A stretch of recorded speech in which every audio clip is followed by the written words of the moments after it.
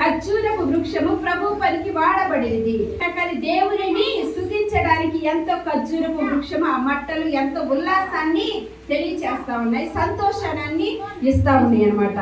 Mark సువార్త 11వ అధ్యాయము 8వ వచనములో చూసినట్లయితే, యెరూషలేము పట్టణమంతా, యెరూషలేము వీధులంతా అనేకులు ఆ పట్టణంలో ఆ దారి పొడుగున వాళ్ళకున్న బట్టలన్నీ తీసుకొచ్చి పరిచినట్లుగా చూస్తా ఉన్నాం. ప్రకటన 7వ అధ్యాయము 9, 10 వచనాలు.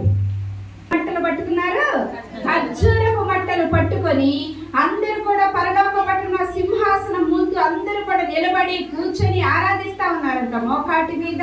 అలాగే చేతుల్లో ఖర్జూరపు మట్టలు పట్టుకొని దేవుని స్తుతించి ఆరాధించారు. ఈ మట్టల ఆదివారం ప్రత్యేకత ఏంటంటే, దేవుడు సిలువకు అప్పగించే ముందు ఇక్కడ దేవుడు ఈ పండుగను ఏర్పాటు చేయడం జరిగింది. కీర్తనలో కూడా ఏముంది, 12వ వచనం 92:12లో, నీతిమంతులు ఖర్జూరపు వృక్షము వలె మొవ్వు వేయుదురు. ఖర్జూర వృక్షము మొవ్వు వేస్తుంది, ఫలాలిస్తుంది, సంతోషంగా. ఆ ఖర్జూరము, రక్తము లేని వారు ఆ ఖర్జూరము తింటే రక్త పుష్టి కలిగింది. వృక్షాన్ని ఎన్నుకోవడం జరిగింది అనమాట. అయితే దీనిలో 7 రకాల ప్రజలు ఉన్నారంట. 2 శిష్యులు ఉన్నారు, పెద్ద పిల్ల యజమానుడు ఉన్నాడు, అలాగే 3వది ఆరాధించే గుంపు ఉన్నారు, 4వది దేవాలయమును దొంగల గుహగా మార్చారు. వారి ఆ గుంపును దేవుడు స్వస్థపరచడము, అలాగే 6వది జన సమూహము, 7వది యెరూషలేము నివాసులందరూ దేవుణ్ణి స్తుతించారు.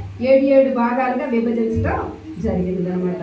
అయితే మనము ఈ దినము ప్రత్యేకత ఏంటంటే, కట్టబడిన గాడిద. అయితే ఆ గాడిదకు ఒక మానవుణ్ణి ఎక్కించుకునేది లేదు. గాడిద ఏం చేస్తుంది, మనం విప్పిన బట్టలను ఆ గాడిద పైన వేసి తీసుకెళ్లే వాళ్ళు పూర్వకాలంలో. సాకలి వాని ఇంటి దగ్గర ప్రతి ఒక్కరి దగ్గర గాడిద పిల్ల ఉండటం జరిగేందుకు, బట్టలు మోయటం. అయితే ఆ గాడిద, దానికి కోపం వస్తే ఏం చేస్తుందో తెలుసా, వెనక తన్నే స్వభావం.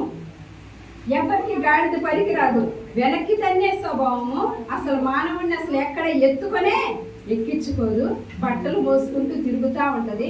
మనం చెప్పేదాన్ని తిరగబడిద్ది, అది తిరుగుబాటు కలిగిన స్వభావం కలిగింది. కానీ యేసు ప్రభు వారు దాన్ని ఎందుకని ఎంచుకున్నాడు చూడండి.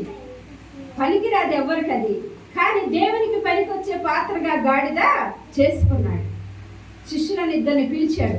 ఏమని చెప్తున్నాడు, కట్టబడిన గాడిద ఉన్నది, అక్కడికి వెళ్ళండి, గాడిదను తీసుకు